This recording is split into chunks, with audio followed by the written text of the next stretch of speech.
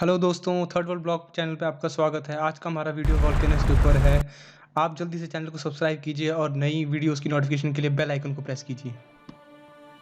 Volcanoes एक प्राकृतिक घटना है जो हर जगह होती है, लेकिन कुछ स्थान ऐसे हैं जो कि दूसरे की तुलना में ज़्यादा एक्टिव होते हैं। मेंटल में मॉल्टन रॉक्स एंड गैस होती है, उसको मैग्मा कहते हैं, जो कि ऊपरी सतह की ओर धक्का देती है उसकी क्रस्ट में पड़ी हुई दरारों से। बहुत अलग अलग टाइप की वोल्केनोस होती हैं।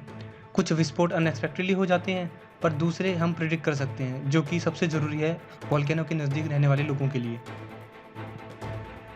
क्योंकि जो अर्थ के कोर से मटेरियल आ रहा है वो हर जगह अलग अलग टाइप का होता है। अगर मैग्मा बहुत गर्म है, मोर देन 1000 डिग्री सेल्सियस, तो ये काला, पतला और धीरे से बहता है। ऐसा वोल्केनोस के किनारे धीरे धीरे ढल जाते हैं। पर अगर मैग्मा ठंडा हो तो वो ज़्यादा चिपचिपा होता है और विस्फोट में निकलता है। वोल्केनो एक स्टेबल कोन की तरह होता है। धरती के कोर की गर्मी के कारण गीजर, सल्फर गैसेस और गर्म पानी के स्रोत वोल्केनोस के पास पाए जाते हैं। इनका अक्सर उपयोग आइसलैंड जैसे देशों में हीटिंग के लिए किया जाता है।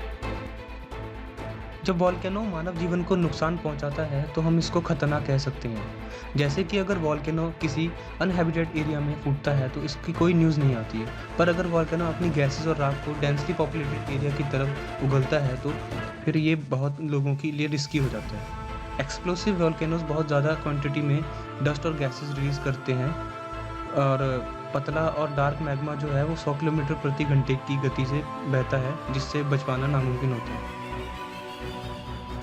वोल्केनोज के विस्फोट बहुत ही अनिश्चित होते हैं, इसीलिए उनकी विस्फोट की भविष्यवाणी करना बड़ा मुश्किल काम होता है। लेकिन जीवन को बचाने के तरीके हैं। मोटे तौर पे झटके और भूकंप ज्वालामुखी विस्फोट के संकेत होते हैं। वोल्केनोलॉजिस्ट इन्हीं संकेतों को बड़े ध्यान से देखते हैं। 1991 में फिलीपींस में इन्हीं संकेतों के बड़े ध्यान से एनालिसिस किया गया था और इसके कारण 10,000 लोगों की जान बचाई गई थी।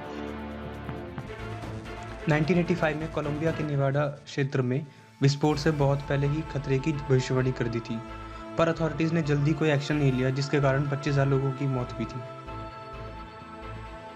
फार्मर्स वोल्केनो के पास बसना पसंद करते हैं क्योंकि लावा और वोल्केनो की राख जमा होने के कारण से सॉइल जो होती है बहुत ही फर्टाइल हो गई है। जब वोल्केनो फूटता है तो ये लोग कुछ समय के लिए उस जगह को छोड़ देते हैं, फिर खतरा टलने के बाद वापस आ जाते हैं, क्योंकि सेफ जोन में लोग पहले से ही बसे हुए हैं और इसके अलावा वोल्केनो के पास ही उनके अपने घर हैं जिनको वो छोड़ना नहीं चाहते होते हैं। वोल्केनोस प्राइमरली प्लेट्स की बॉर्डर पे पाए जाते हैं। ये जनरली पैसिफिक ओशन का मामला है और ये इटली से लेकर टर्की एंड इंडोनेशिया के आइलैंड तक की रेंजेस में पाए जाते हैं।